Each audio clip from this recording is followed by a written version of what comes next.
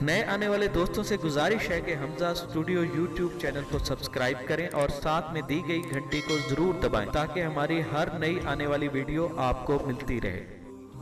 تمام تعریفیں حمد و ثنا اللہ تبارک و تعالیٰ کے لیے، درود و سلام نبی اکرم نور مجسم شفیع معظم احمد مجتبیٰ جناب حضرت محمد مصطفیٰ صلی اللہ تعالیٰ علیہ وسلم کی ذات والا صفات کے لیے حمد و صلات کے بعد درس قرآن مجید کی اس خوبصورت نشست میں میں اور آپ حاضر ہیں۔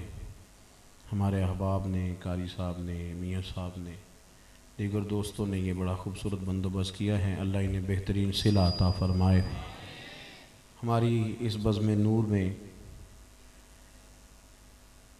سلالہ دودمان قادریہ، ترجمان مسلک صوفیہ، پیکر علم و عمل، مخدومی و مخدوم اہل سنت حضرت شیخ علامہ پیر سردار عالم صاحب قبلہ آپ جلوہ فراز ہیں۔ بڑا مشکل ہے اس دور میں کسی شخص کے لیے کلمات تعریف بولنا، اس لیے کہ کچھ چیزیں خوش آمد کے زمرے میں لے لی جاتی ہیں، کچھ چیزیں رستہ ہموار کرنے کے زمرے میں لے لی جاتی ہیں، لیکن ایک مجبوری یہ بھی ہوتی ہے کہ کچھ لوگوں کی تعریف نہ کی جائے تو پھر انسان اپنے آپ کو بخیل بھی محسوس کرتا ہے۔ اور اس سے بڑا المیہ اس زمانے کا یہ ہے کہ لوگوں کی تعریفیں، قابل تعریف لوگوں کی تعریفیں ان کے جانے کے بعد زیادہ کی جاتی ہیں، ان کی موجودگی میں بہت سارے پہلوؤں کو تشنا چھوڑ دیا جاتا ہے، جس کا مورخ بھی گلہ کرتا ہے اور بہت سارے لوگوں کی دیانت بھی مشکوک ہوتی ہے۔ حضرت والا اس زمانے میں ان مشائخ میں اپنا نام رکھتے ہیں جنہوں نے علمی کام بھی کیا ہے اور طریقت پر اپنے آپ کو قائم بھی رکھا ہے اور اپنے سے انسلاک رکھنے والوں کی خوب تربیت فرمائی ہے۔ دعا یہ فرمائیں کہ اللہ تبارک و تعالیٰ آپ کو صحت کے ساتھ درازی عمر بالخیر عطا فرمائے اور اللہ تبارک و تعالیٰ آپ کی خدمات عالیہ کو قبولیت کا درجہ نصیب فرمائے۔ عزیز دوستو، قرآن مجید میں اللہ کریم نے نبی پاک صلی اللہ علیہ وسلم کے اخلاق عالیہ کی تعریف فرمائی اور ارشاد فرمایا کہ وَإِنَّكَ لَعَلَىٰ خُلُقٍ عَظِيمٍ، فرمایا محبوب علیہ السلام ہم نے آپ کو خلق عظیم کا مالک بنایا۔ چونکہ کسی بات کو بھی کھینچنا نہیں، طویل نہیں کرنا، کوشش یہ کی جائے گی کہ مختصر سے وقت میں آپ کی خدمت میں چند باتیں جلدی سے عرض کر دی جائیں۔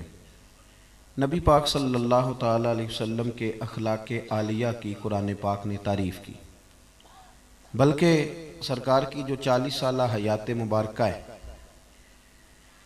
اہل مکہ نے جب حضور صلی اللہ علیہ وسلم سے آپ کے نبی ہونے کی دلیل پوچھی تو سرکار نے اپنی وہ 40 سالہ حیات مبارکہ کو بطور دلیل کے بیان فرمایا۔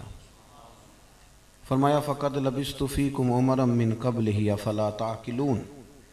قرآن مجید کہتا ہے کہ محبوب آپ ان سے کہیں میں کوئی باہر سے تو نہیں نہ آیا، میں اس سے پہلے عمر تمہارے بیچ گزار چکا ہوں، تمہیں عقل نہیں؟ میری طرح کا کوئی سچا ہے تو دکھاؤ، کوئی دیانتدار ہے تو دکھاؤ۔ ہمارے زمانے میں لوگوں نے یہ سمجھا ہے کہ اخلاق صرف میٹھا بولنے کا نام ہے، فقط ایک جوز اخلاق کا کیا میٹھا بولیں، حالانکہ میٹھا تو لوگ اپنے مطلب کے لیے بھی بولتے ہیں اور اس پر حدیث میں دلیل موجود ہے۔ نبی کریم علیہ السلام نے فرمایا قرب قیامت کی علامتوں میں سے ایک علامت یہ بھی ہوگی کہ تمہیں کچھ ایسے لوگ ملیں گے جن کی زبانیں شہد سے زیادہ میٹھی ہوں گی۔ لفظوں کی ترتیب دیکھیں، شہد سے زیادہ میٹھی ہوں گی، لیکن فرمایا ان کے دل بھیڑیے سے بھی زیادہ خطرناک ہوں۔ تو میٹھا تو لوگ اپنے مطلب کے لیے بھی بولتے ہیں۔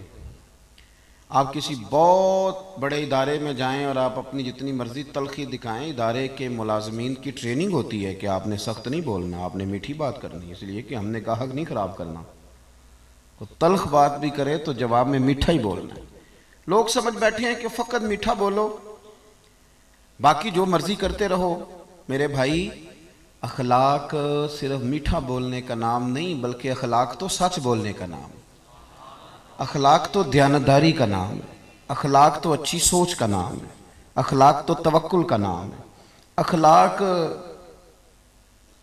کسی اور کو بھی عزت دینے کا نام ہے، کسی سے پیار کرنے کا نام ہے، اخلاق لوگوں کو جوڑنے کا نام ہے، کم سے کم کوشش کرنا کہ لوگ ٹوٹیں، آپس میں بکھریں، اس سے لوگوں کو بچانے کا نام اخلاق ہے۔ تیزی سے ہمارے ہاں اخلاقی قدریں خراب ہوئیں، تیزی سے۔ اب جو چیزیں بہت زیادہ ضروری ہیں، جن کی ویسے ہی قومی سطح پر، ملی سطح پر، عالمی سطح پر مسلمانوں کو حاجت ہے، ان میں سے ایک بہت بڑا اخلاقی رویہ یہ ہے کہ ہم اچھا سوچنا شروع کریں۔ قرآن مجید نے کہا یا ایھا الذین آمنوا اجتنبوا کثیرا من الظن ان بعض الظن اثم، فرمایا ایمان والو بہت ساری بدگمانیوں سے بچو، اس لیے کہ بعض گمان بھی گناہ ہیں۔ بلا وجہ برا نہ سوچیں، بلا وجہ۔ ہمارے ہاں نا سوشل میڈیا جب سے آیا ہے اور کچھ چیزیں جب سے عام ہوئی ہیں، تو آزادی رائے کے نام پر آوارہ خیالی نے جب سے عروج پکڑا ہے، تو ایک مقابلہ سا شروع ہو گیا ہے۔ بجائے اس کے کہ غیروں سے لڑا جاتا، اہل حق کے اندر بھی ڈھیر سارا مجادلہ ہوتا ہے، بحث ہوتی ہے، بدگمانیاں، شرانگیزیاں، کسی کے خلاف کوئی بات بری سوچنا۔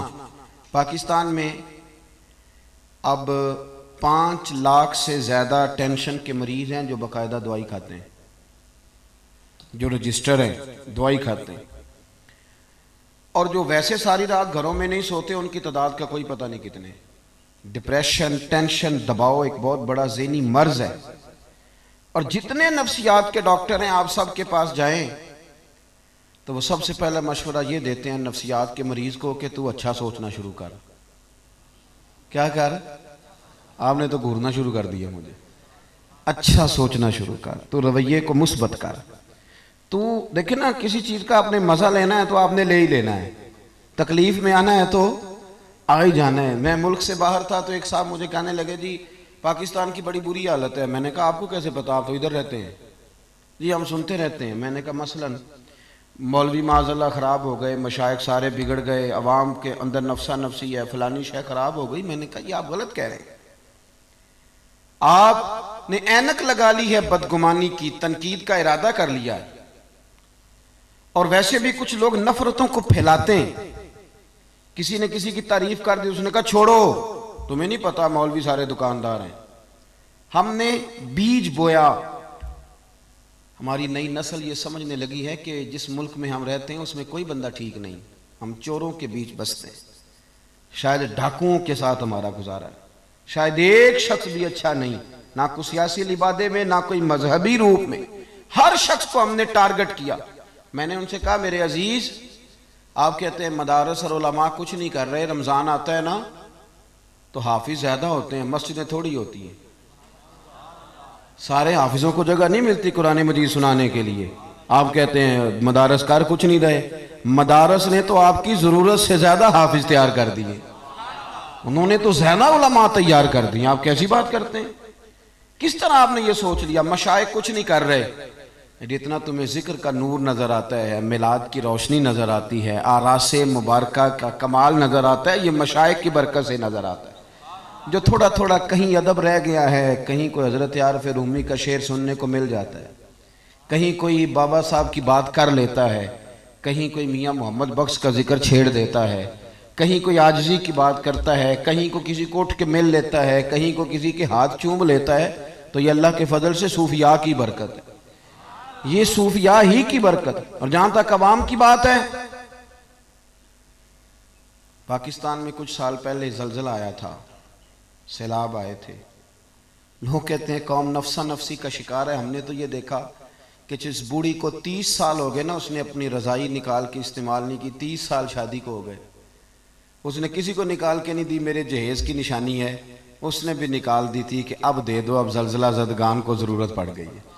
جس بیٹی نے خود سلائی مشین پر بیٹھ کر سارا جہیز بنایا تھا، سارا، اور اس کے ہاتھ پیر مڑ گئے، ٹیڑے ہو گئے، اس نے بھی کہا تھا کہ میں 2 کپڑوں میں چلی جاؤں گی، لیکن یہ سارا جہیز ان کو دے دو جن کے گھر لٹ گئے۔ یہاں آج بھی وہ ملت کے جوان جنہیں لوگ کہتے ہیں چوکوں میں کھڑے ہوتے ہیں، اور کسی کی سنتے نہیں. ایک بابا جی کو ایک خون کی بوتل کی ضرورت ہوتی ہے, 13 نوجوان چوکوں میں کھڑے ہوتے ہیں, ہم حاضر ہیں جی, ہم نے جانا ہے ہاسپٹل کے باہر. اس قوم کو برا کہتے ہیں. مسلم شریف کے لفظ ہیں, نبی پاک صلی اللہ تعالی علیہ وسلم نے فرمایا سب سے بڑا جھوٹ بدگمانی ہے. تم جب برا سوچتے ہو تو سب سے بڑا جھوٹ بولتے. کیسے آپ نے دور رہ کے فیصلہ کر لیا کہ بندہ غلط ہے؟ کیسے؟ کوئی آدمی چھوٹا نظر ہی تب آتا ہے جب اسے دور سے دیکھا جائے یا غرور سے دیکھا جائے. نہ ہم عاجزی سے دیکھتے ہیں نہ نیڑے جا کے دیکھتے ہیں. دور بیٹھے ہی بدگمانیاں, دور بیٹھے ہی بری سوچیں. اچھا گمان اپنی زندگی میں آپ سوچ لیں کہ لوگ اچھے ہیں, پھر یقین کریں آپ کو بڑا مزہ آئے گا. آپ کو زندگی میں بڑے بڑے میٹھے لوگ ملیں گے, با مروت لوگ ملیں گے, با وفا لوگ ملیں گے. اخلاق اگر آپ نے شروع کرنا ہے تو سب سے پہلے ذہن سازی کریں, اور یہ بات لکھ لیں دل کی تختی پر کہ جب آپ اچھا سوچتے ہیں تو پہلا نفع یہ ہوتا ہے کہ رب آپ کے دل کو سکون عطا فرماتا ہے, اللہ آپ کو راحت دیتا ہے جب آپ اچھا سوچتے ہیں. حضرت بشر حافی رحمت اللہ علیہ کے بارے میں شیخ عبداللہ یافعی نے روض الریاحین کے اندر لکھا ہے, حضرت بشر حافی بہت بڑے درویش تھے. آپ کو پتہ نا آج کل لوگوں کو کامل پیر بھی نہیں ملتا. تو میں نے ایک دن کہا تھا, میں نے کہا 3 بندوں کا پیر کوئی نہیں ہوتا. ایک جو چودھری صاحب ہوتے ہیں ان کا بھی پیر کوئی نہیں ہوتا, اور ایک جن کی جیب میں پیسے زیادہ آ جائیں ان کا بھی پیر ہے. ناراض ہو گئے آپ. اور تیسرا جو آدمی کو 4 ڈگریاں لے لینا, چاہے سیپلیوں میں بھی یہ کر لے, اس کا بھی پیر کوئی نہیں ہوتا. اس کا بھی تھرمامیٹر تگڑا ہو جاتا ہے. وہ درس نظامی کے عالم سے آ کے پوچھتا ہے آپ کی تعلیم کتنی ہے؟ وہ کہتے ہیں جی میں نے درس نظامی. نہیں وہ تو ٹھیک ہے, تعلیم کتنی ہے؟ تو نے تو 3 سیپلیوں میں بھی یہ کیا ہے. اللہ کے فضل سے مدارس اسلامیہ کے چوتھے سال کا بچہ وہ کسی ماسٹر ڈگری والے کو قریب پھٹکنے نہیں دیتا. کیا سمجھتے ہیں سٹ تے پکڑا کوار گندل اسی اور بھی بوٹیاں جاننے ہیں. یہ تو ہم نے بچوں کو سمجھایا ہوا ہے کہ آپ کی زبان سے میٹھے جملے ہی اچھے لگیں گے. آپ میری بات پر توجہ کریں. حضرت بشر حافی بہت بڑے شیخ تھے. امام احمد بن حنبل جیسے لوگ ان کی عزت کرتے, توقیر کرتے, اکرام کرتے, ان کی محفل نور کی حاضری دیتے. لیکن سارا بغداد قدر کرتا. ایک تاجر تھا بغداد کا, وہ کہتا مجھے نہیں بابا اچھا لگتا. جی وہ آپ کو کیوں نہیں اچھے لگتے؟ کہنے لگے وہ جمعے والے دن نا جماعت کے ساتھ نماز پڑھتے ہیں پر باقی نماز پڑھتے نہیں اور گھر چلے جاتے. لو کر لو بات. بہت سارے لوگوں کو شکوہ ہوتا ہے کہ ہمارا امام جو ہے وہ عصر کی سنتیں پہلی نہیں پڑھتا اور عشاء کی پہلی سنتیں نہیں پڑھتا. تو میں کہتا ہوں جس چیز کو رب رسول نے فرض نہیں کیا آپ کیوں کرتے ہیں؟ پڑھنی چاہیے انہیں, خیر کی بات یہی ہے, عمدہ بات یہی ہے. پر اتنی زیادہ تنقید, اتنی زیادہ, اور سارے فیصلے دوسروں کے لیے کر لیے نیک ہونے کے. وہ کہتے ہیں جی وہ بابا جی نا فرض پڑھتے تھے جماعت کے ساتھ تو باقی نماز جماعت کے ساتھ نہیں پڑھا کرتے تھے, چلے جاتے تھے تو مجھے اچھے نہیں لگتے تھے. لوگوں نے مجھے سمجھایا کہ اللہ کا نیک بندہ ہے, بڑے بڑے علماء اور ذی شعور لوگ قدر کرتے ہیں, اور آپ کا یہ حال ہے. کہتا ہے میں نے ایک دن سوچا کہ میں پتہ تو کروں بابا جاتا کہاں ہے ویسے جمعے والے دن, اتنی جلدی کاہے کی ہے. کہتے ہیں میں نے ان کے ساتھ نماز جمعے کی ادا کی ایک ہی صف میں. حضرت بشر حافی سلام پھیرا, دعا بھی نہ مانگی اور اٹھ کے نکل گئے. کہتے ہیں جب وہ چلے تو میں بھی پیچھے چلا. ایک نان بائی کی دکان پہ پہنچے تو چند نان خریدے. میں نے کہا خو پیر صاحب کو بھوک نے ستایا تھا, وہ تو روٹی کی خاطر سنت اور نوافل چھوڑ دی. پھر وہ آگے بڑھے اور ایک ہوٹل سے انہوں نے کباب خریدے. میں نے کہا خو دیکھو ان کی عمر دیکھو اور ان کے ذائقے دیکھو. پھر وہ جب جنگل کی طرف بڑھے تو میں نے سوچا کہ یہ نا سبزے پہ بیٹھ کے اب کھانا کھائیں گے لوگوں سے چھپ کے, اور لوگوں کو بتائیں گے کہ روزے زیادہ رکھتا ہوں, میں تو عبادت میں رہتا ہوں. کہتے ہیں وہ جنگل کی طرف مڑے تو میں بھی پیچھے ہو گیا. چلتے چلتے نا حیران میں تب ہوا جب ایک جھونپڑی آئی. اس جھونپڑی کا دروازہ باہر سے بند تھا. بوڑھے شیخ نے اپنے کانپتے ہاتھوں سے وہ دروازہ کھولا, اور جب انہوں نے پردہ ہٹایا تو چارپائی پہ ایک بوڑھے بابا جی جو فالج زدہ ہیں, مریض ہیں, وہ لیٹے ہوئے تھے. کہتے ہیں حضرت شیخ نے کھانا ایک کونے میں رکھا اور دوڑ کے پہلے بابا جی کو سیدھا کیا, اور پھر جھٹ سے پیالے میں پانی لائے اور اپنے امامے کا پلو پانی میں ڈال کے تو بابا جی کا منہ صاف کیا. بابا جی کو بٹھا کر کے نا تو پہلا لقمہ توڑ کے ان کے منہ میں ڈالا اور حضرت بشر حافی کہنے لگے بزرگوں معاف کرنا، آج جمعہ تھا، نماز پڑھتے دیر ہو گئی، روٹی لے کے آنے میں دیر ہو گئی، ابھی تو میں نے سنت بھی پڑھنی ہے، نوافل بھی پڑھنے ہیں، ابھی تو میری بقیہ نماز باقی ہے۔ وہ شخص کہتا ہے میں باہر کھڑا تھا اور میرا وجود کانپ رہا تھا، میں تھر تھر کانپ رہا تھا، میں کیا سوچتا تھا، یہاں کیا بن گیا۔ حضرت بشر حافی رحمت اللہ تعالیٰ علیہ کہنے لگے معاف کرنا، تو بوڑھے بابا جی کہنے لگے بشر 14 سال ہو گئے یار، میرے تو اپنے بھی مجھے چھوڑ گئے، 14 سال ہو گئے، روز روٹی لے کے آتے ہو، میں زندہ لاش ہوں، کب تک بیمار رہوں گا، کب تک آتے رہو گے، اب بس بھی کرو نا۔ تو حضرت بشر حافی نے بابا جی کی آنکھوں سے آنسو پونچھے اور دوسرا نوالا منہ میں دے کے فرمانے لگے بابا جی بس بس، آج کے بعد یہ بات نہ کرنا، یہ جو سارا شہر میری قدر کرتا ہے اور میں ننگے پاؤں بغداد کی گلیوں میں چلتا ہوں تو جانور بھی گوبر نہیں کرتے، تو یہ میرے نفلوں اور چلوں کی وجہ سے نہیں ہے، میں آپ کی خدمت کرتا ہوں تو رب نے مخلوق کے دلوں میں میری محبت پیدا فرما دی۔ بات کو سمجھے میرے بھائی، وہ کہتے ہیں میں جس کو ان کی غلطی سمجھتا تھا نا، وہ ان کی سب سے بڑی خوبی نکل آئی۔ اور میاں کچھ تو مجبوریاں رہی ہوں گی، یوں ہی کوئی بے وفا نہیں ہوتا، کچھ تو مجبوریاں رہی ہوں گی، یوں ہی کوئی ہم نے تو ہر شخص کے بارے میں، آپ یقین کریں ہر شخص کے بارے میں جس کی بھی بات چھیڑے نا، جس کی بھی لوگ کوئی نہ کوئی کہانی سنا دیتے ہیں، کہتے ہیں آپ کو نہیں پتا میں بتاتا ہوں، بھئی بس کریں۔ نبی پاک صلی اللہ علیہ وسلم نے فرمایا لوگوں کی جاسوسی نہ کرو ورنہ تم انہیں خراب کر دو گے، اچھا گمان پیدا کریں زندگی میں، اچھی سوچوں کو فروغ دیں، اور اگر کوئی کسی کے بارے میں بات کرنے لگے تو اسے تھوڑی دیر کے لیے روکیں، اس لیے کہ حضور صلی اللہ علیہ وسلم نے فرمایا اگر تم نے کسی کو اس جگہ رسوا کیا، اس جگہ رسوا کیا جہاں اس کی عزت کی جا رہی تھی، تو تمہیں بھی رب اس جگہ رسوا کر دے گا جہاں تمہاری عزت کی جاتی ہے۔ تو پہلی بات یہ کہ اچھا سوچیں، اچھا سوچیں، ہمیشہ اچھا گمان کریں، اچھا لب و لہجہ اختیار کریں۔ اور میں مذہبی تنظیموں کے کارکنوں سے اکثر گزارش کرتا رہتا ہوں خدا را دوسرے کو بھی ماننا سیکھیں، دوسرے کو بھی برداشت کرنا سیکھیں۔ اگر آپ یہ کہہ دیں گے کہ میں ٹھیک ہوں اور میری جماعت کا لیڈر ٹھیک ہے اور باقی سارے غلط ہیں، تو اللہ کے رسول صلی اللہ علیہ وسلم نے تو فرمایا میری امت کبھی گمراہی پہ جمع ہی نہیں ہوگی، تو آپ نے اتنے لوگ گمراہ کر دیے، نے سوچا ہی نہیں۔ تھوڑا برداشت، تھوڑا اپنے اندر حوصلہ، تھوڑا اچھا پن، تھوڑی اچھی سوچیں۔ دوسری بات جس اخلاق کی آج بڑی زیادہ ضرورت ہے، بڑی زیادہ، وہ یہ ہے کہ خودداری اور عزت نفس پیدا کریں۔ ہمارے ہاں نا مفت خوروں کی لائنیں لمبی ہوتی جا رہی ہیں، فارغ بیٹھنے والوں کا مزاج بڑھتا چلا جا رہا ہے، دوسروں کے پیسوں پہ کاروبار کرنا ہے، دوسروں کے پیسوں پہ زندہ رہنا ہے، یہ مزاج بنتا جا رہا ہے۔ چندہ لینے والی جماعتیں اتنی زیادہ ہو گئیں، ٹیمیں اتنی زیادہ ہو گئیں کہ بہت سارے لوگ اب ویسے ہی اس بات سے نالاں ہیں، وہ ہر لینے والے کو اداکار اور فنکار سمجھتے ہیں۔ ملت کے جوان فارغ گھومتے ہیں، ہر وقت سوچتے ہیں کہ اگر میرا برطانیہ والا ماموں مہربان ہو جائے تو پھر میرا کام بن جائے گا، اگر امریکہ والی پھپھو کبھی راضی ہو جائے نا پھر میں سہارے ڈھونڈتے ہیں۔ قرآن مجید نے اصحاب صفا کی تعریف کی، یہ کہا کہ وہ بڑے غریب لوگ تھے، لیکن فرمایا لا یسألون الناس الحافا، وہ کبھی بھی لپٹ لپٹ کر سوال نہیں کرتے، اپنی خودداری کو بچا کے رکھتے، بچا کے۔ حضرت حکیم بن حزام رضی اللہ تعالیٰ عنہ فرماتے ہیں میں نبی پاک صلی اللہ علیہ وسلم کی خدمت میں حاضر تھا اور ہم 8-9 صحابہ حاضر تھے، حضور نے فرمایا میرے ہاتھ پہ بیعت کرو۔ یا رسول اللہ صلی اللہ علیہ وسلم ہم تو بیعت کر چکے، حضور نے پھر فرمایا بیعت کرو، حضور ہم تو بیعت کر چکے، تیسری دفعہ فرمایا بیعت کرو۔ یا رسول اللہ کس بات پر؟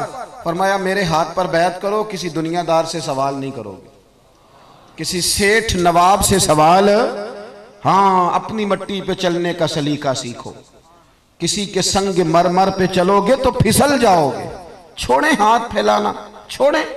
ہر وقت انسان یہی سوچتا رہے کہ فلاں سیٹھ راضی ہو گیا تو کام بن گیا، جھوٹ بولنا، خوشامتیں کرنا، دنیا داری کرنا، اس چکر سے باہر آئیں۔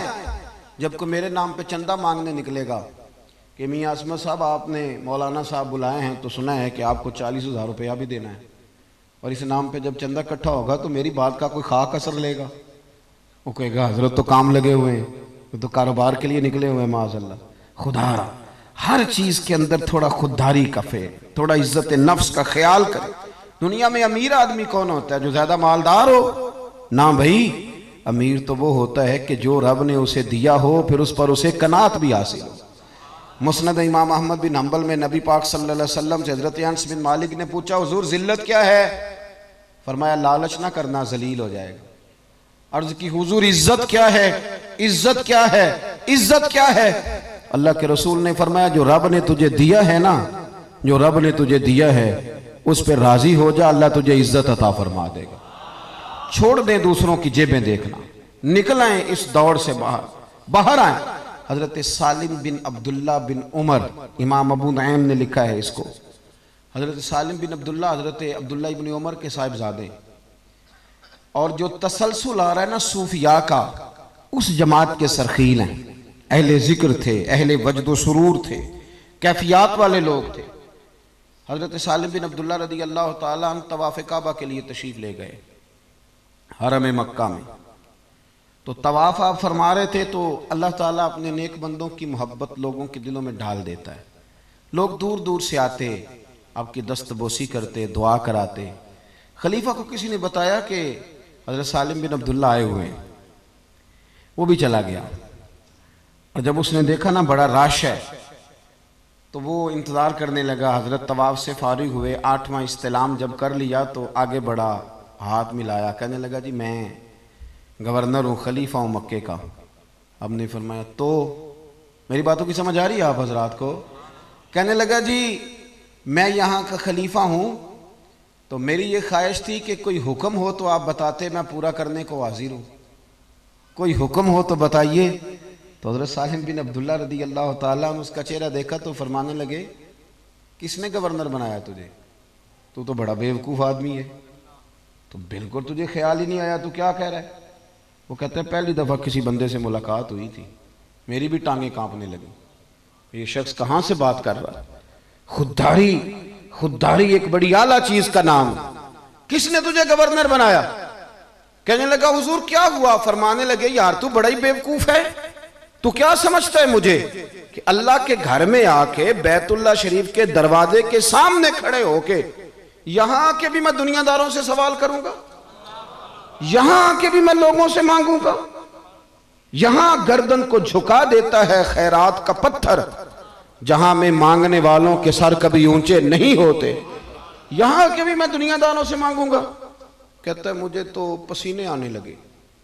جب میں فارغ ہو کے وہاں سے نکلا تو باہر آ گیا، میں مسجد الحرام سے باہر، میں سوچ میں پڑ گیا. تھوڑی دیر کے بعد حضرت بھی فارغ ہو کے باہر آئے.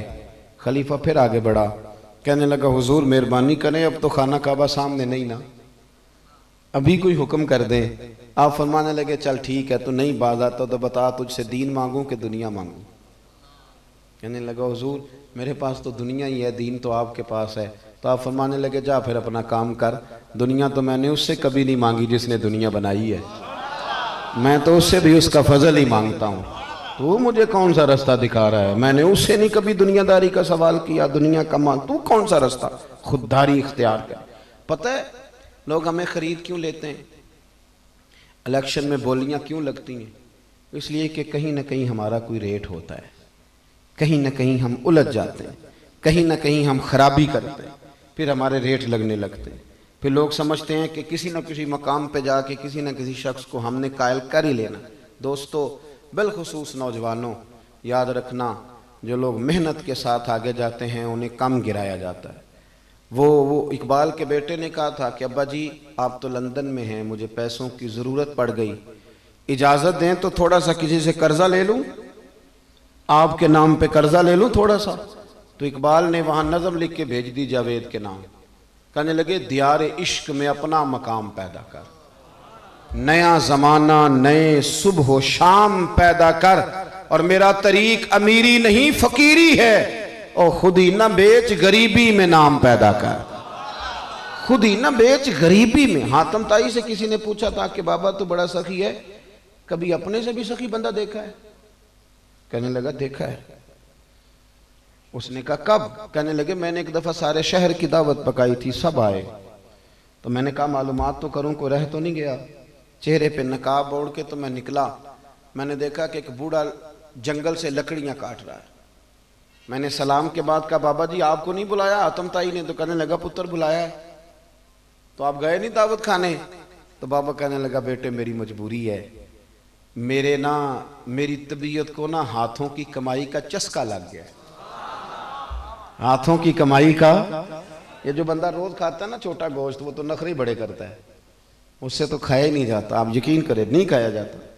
روٹی کھانی کھاتے دیکھنا ہو تو اس مزدور کو دیکھیں جو دیہڑی کرنے جاتا ہے تو 2 روٹیاں باندھ کے ساتھ لے کے جاتا ہے، اس کو دیکھیں، وہ دوپہر تک پونے کو بھی اچار لگ جاتا ہے سارا، اور پھر وہ جب دوپہر کو روٹیاں کھولتا ہے اور نیچے اس نے ٹاٹ بچھایا ہوتا ہے، اور پھر وہ جا کے خود پیالے میں پانی بھر کے لاتا ہے، اور پھر وہ جب ہاتھ دھوتا ہے اور میلے کچیلے کپڑوں سمیت بیٹھتا ہے، اور جب لقمہ اٹھا کے منہ میں رکھتا ہے، جب روٹی کھا لیتا ہے تو پھر کبھی اس کی نظریں دیکھنا، یوں محسوس ہوتا ہے کہ کائنات کی سب سے اعلیٰ نعمتیں یہ بندہ کھا رہا ہے۔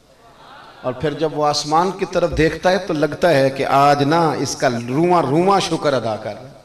وہ جو میرے بھائی 50,000 لیتے ہیں وہ تو دیکھ ہی نہیں پاتے پیسوں کو، جو سیدھے بینک میں جاتے ہیں وہ کہاں، وہ لوگ دیکھ نہیں پاتے، پر جو مزدور 600 روپیہ کماتا ہے نا، اس کا جب شام کو پیسے ملتے ہیں تو 3 دفعہ وہ ہاتھ چاڑتا ہے، 3 دفعہ بسم اللہ شریف پڑھتا ہے۔ حاتم تائی سے بابا کہنے لگا مجھے لگ گیا چسکا لگ گیا، اور لگ گیا ہاتھوں کی کمائی کا چسکا۔ اب کہیں مفت خوری کا لنگر ہو تو میری طبیعت وہاں لگتی، مجھے چسکا لگ گیا۔ حاتم تائی کہتے ہیں میں بڑا متاثر ہوا، جب میں چلنے لگا تو اس نے آواز دی، کہنے لگے بیٹے دعوت میں جا رہے ہو؟ میں نے کہا ہاں۔ کہنے لگا چھوٹا سا کام کرو گے؟ میں نے کہا بزرگوں بتلائیے گا۔ تو انہوں نے 3 دینار نکالے، 5 دینار نکالے، اور نکال کے فرمانے لگے یہ لے جاؤ، وہاں جا کے حاتم تائی کو دینا، جو آدمی لنگر پکا رہا اسے دے دینا، بڑے بڑے اچھے لوگوں نے کھانا کھانا ہے، چلو میرا بھی حصہ ڈال جائے گا، یہ لے جا۔ کہتے ہیں میں نے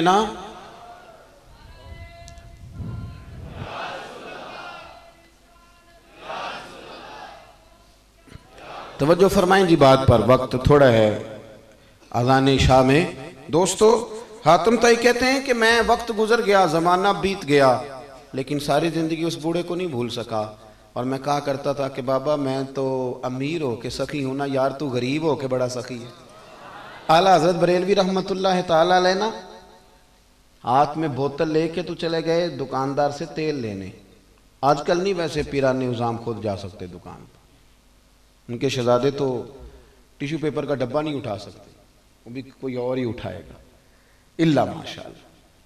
اعلیٰ حضرت خود بوتل لے کے دکاندار کے پاس گئے، فرمانے لگے سرسوں کے تیل کی بھر دو۔ اس نے بھر دی، فرمایا کتنے پیسے؟ کہنے لگا حضور ویسے تو 5 آنے کی ہے، آپ ہمارے عالم ہیں، آپ 3 آنے دے دیں۔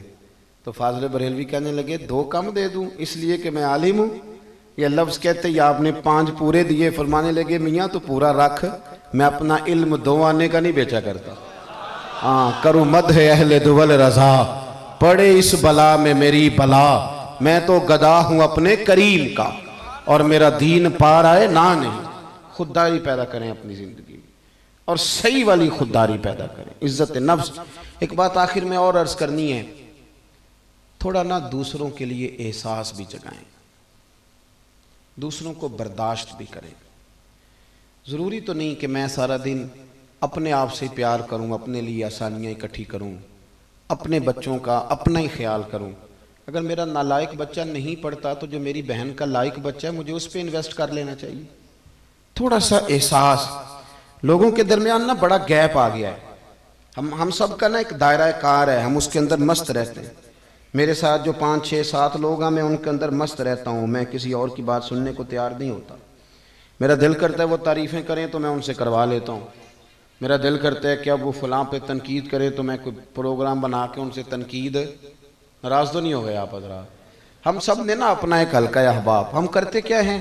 ہم اپنے لیے جیتے ہیں، اپنی تعریفیں سنتے ہیں، اپنی زندگی میں مست رہتے ہیں۔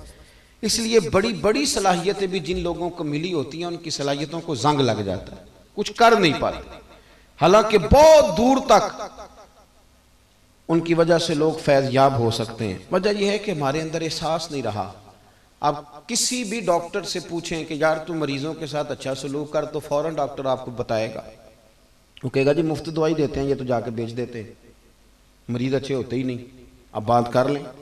آج آپ کسی اسٹوڈنٹ سے بات کریں تو کہے گا استاد ٹائم ہی نہیں دیتا، بالکل وقت نہیں دیتا، استاد آتے نہیں، استاد کام لگے رہتے ہیں۔ آپ استادوں سے ملیں، اسکول کے ٹیچر سے بات کریں تو کہیں گے اتنے نافرمان بچے ہیں، بچے بات ہی نہیں سنتے۔ ہر شخص نے ہر شعبے کے بارے میں کچھ چیزیں گھڑ لی ہیں۔ ہم نے شہروں کے بارے میں گھڑ لیا ہے کہ فلانے شہر کے لوگ اچھے نہیں ہوتے، فلانے ملک کے لوگ اچھے نہیں ہوتے۔ آپ دیکھیں عرب شریف جانے کا موقع ملتا ہے تو وہاں آپ مسلمانوں سے پوچھیں وہ ایک دوسرے کے بارے میں کتنے سخت تاثرات دیتے ہیں۔ یہ مصری ہے جی، وہ مصریوں کے بارے میں بڑے بڑے غلط لفظ بولتے ہیں، یہ بنگالی ہے جی۔ کیوں آپ ایسا کرتے ہیں؟ کیوں اتنا تنگ نظریہ ہم نے بنا لیا؟ اقبال کہنے لگے بازو تیرا توحید کی قوت سے کبھی ہے، اور یار اسلام تیرا دیس ہے تو مصطفی ہے۔ احساس کدھر گیا؟ پیار کدھر گیا؟ بہت بڑا گیپ ہے آج مالک اور مزدور کے بیچ، بہت بڑا گیپ ہے علماء اور عوام کے بیچ، بہت بڑا گیپ ہے۔ ہم لوگوں نے ایک دوسرے کو ماننا تسلیم کرنا چھوڑ دیا ہے۔ میں دیانتداری سے آپ کو بتا رہا ہوں کہ وکیل ڈاکٹر کے بغیر نہیں رہ سکتا، ڈاکٹر وکیل کے بغیر، یہ دونوں علماء کے بغیر نہیں رہ سکتے۔ ان کو فتوے پوچھنے، ان کو باتیں کرنی، ان کو دلائل لینے، بات کرتے بھی ہیں اور بات بتاتے بھی نہیں۔ قربان پچھانن والے ہیں تو گل جان گئے گل بول دے نہیں۔ سارا پتہ ہے کہ ایک دوسرے کے بغیر کام چلتا، لیکن اس بات صرف اپنا کریں گے، دوسرے کی نفی کریں گے۔ یہ مزاج غلط ہے۔ احساس پیدا کریں۔ وہ آپ زمین پہ رہیں گے نا۔ میں تھوڑے دن پہلے دوستوں کو کہہ رہا تھا کہ یہ بہت سارے جو لوگ آ کے کہتے ہیں نا میں بے قرار اور بے چین رہتا ہوں، تو اصل مسئلہ یہ کہ حسد کرتے ہیں، نفرت کرتے ہیں۔ یہ جس آدمی کو چسکا لگ جاتا ہے نا اسٹیج پہ بیٹھنے کا، اپنی بات کر رہا ہوں، تو میں کبھی آ جاؤں نا محفل میں اور مجھے اسٹیج پہ نہ بلایا جائے تو ہو سکتا ہے میں گردن کھڑی کر کر کے نقیب محفل سے کہوں کہ تیری مہربانی سادل ہے نا میں آ گیا۔ یہ ایک بیماری ہے، یہ لگ جاتی ہے، نہیں جان چھوڑتی، یہ لگ جاتی ہے۔ اور پھر اگر واپس اسی طرح چلے جائیں، نہ بلایا جائے تو ہو سکتا ہے لڑائی بھی ہو جائے، اگلی محفل پہ احتجاج بھی ہو جائے کہ آپ تو پروٹوکول ہی نہیں دیتے۔ یہ مصیبت بنی ہوتی، اور محفل کرانے والا الجھا ہوا ہوتا ہے۔ ہم نے دیکھا ہے، وہ کہندے ہیں کسی طریقے نال بندیاں نو راضی کریے۔ اور تعریفیں، وہ نقیب محفل، خیر ہم تو بڑی اچھی شاندار قسم کی روایات رکھتے ہیں۔ آج کل تو حضرت قبلہ موجود ہیں، میں کوئی بات ایسی کر بھی نہیں سکتا۔ ہماری محفلوں میں آج کل جو نقیب ہوتا ہے نا وہ شہنشاہ نقابت ہوتا ہے، شہنشاہ نقابت۔ تو وہ میرے ساتھ والے دوست ایک دن مجھے کہنے لگے تہاڈی تقریر شروع کیوں نہیں کراندا؟ میں کہا جی اشتہار تے لکھا ہے شہنشاہ، اس کو کون پوچھے گا؟ اشتہار پہ لکھا ہوا ہے شہنشاہ، آپ شہنشاہ سے بات کر سکتے ہیں؟ سوال ہی نہیں پیدا ہوتا۔ یہ وہ چیزیں ہیں جو اندر پیدا ہو جاتی ہیں، مزاج بن جاتا ہے تعریف سننے کا، پھر تنقید برداشت نہیں ہوتی۔ یہ جنگ کیوں ہوتی ہے مذہبی لوگوں کے بیچ؟ اس لیے کہ وہ ایک ذائقہ لگ جاتا ہے، وہ پھر ذرا خراب ہوتا ہے تو وہاں خرابی آتی ہے۔ تھوڑا سا احساس، تھوڑی توجہ، تھوڑا سا نظریہ۔ آپ بخاری مسلم کی نا درجنوں حدیثیں آپ کو ملیں گی کہ نبی پاک صلی اللہ علیہ وسلم فرماتے ہیں میرا دل کرتا تھا تہجد کی نماز ضروری قرار دے دو۔ اب آپ ذرا لفظوں پہ غور کریں۔ حضور فرماتے ہیں میرا دل کرتا تھا، لیکن تمہیں تکلیف ہوگی، میں نے اپنی چاہت نہیں دیکھی، تمہاری نیند دیکھی ہے۔ فرمایا میرا دل کرتا ہے نماز لمبی پڑھاؤں۔ یار اس احساس کو سمجھو نا، لَقَدْ جَاءَكُمْ رَسُولٌ مِّنْ أَنفُسِكُمْ عَزِيزٌ عَلَيْهِ مَا عَنِتُّمْ۔ حضور فرمانے لگے دل کرتا تھا کہ نماز لمبی پڑھاؤں، لیکن جب اللہ اکبر کہہ کے نیت باندھتا ہوں تو پیچھے سے کسی بچے کے رونے کی آواز آتی ہے، تو میں اس بچے کے رونے کی آواز سنتا ہوں تو میں نماز مختصر کر دیتا ہوں۔ اب بات کو سمجھ، اتنا احساس۔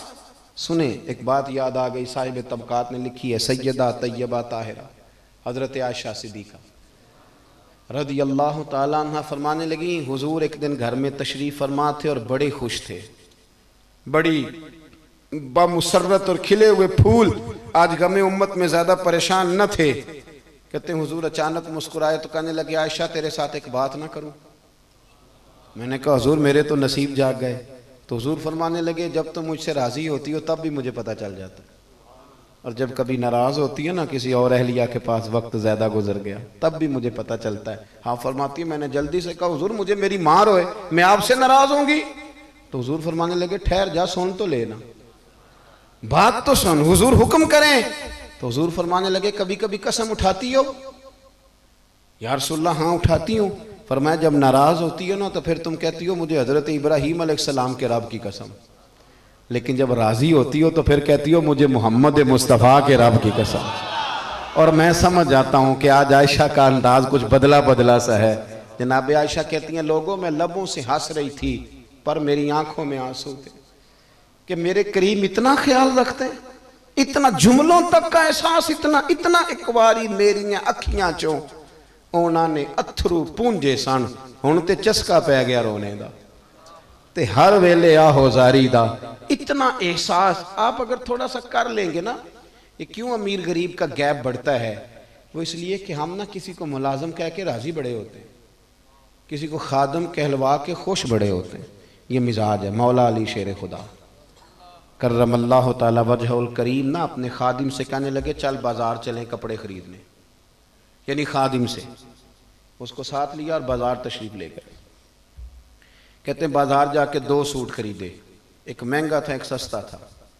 تو میں سمجھ گیا کہ مہنگا آقا کا ہے سستا غلام کا ہے، لیکن جب وہ چوک آیا نا جہاں سے حضرت علی نے اپنے حجرے میں جانا تھا اور میں نے اپنے گھر، تو مجھے کہنے لگے بیٹے میرے والا دے دو۔ مہنگا میں نے دیا تو فرمانے لگے یہ نہیں میرا، میرے تو وہ سستا ہے۔ تو وہ خادم کہتا ہے میں نے دلیل پیش کی، میں نے کہا حضور مہربانی کریں آپ آقا ہیں آپ مہنگا پہنیں، میں غلام ہوں میں سستا پہنتا ہوں۔ کہتے ہیں میری دلیل توڑی، کہنے لگے نہ بیٹے یہ دلیل نہ دے بلکہ مجھے دے سستا، تو پہن مہنگا، اس لیے کہ میں بوڑھا ہوں تو جوان ہے۔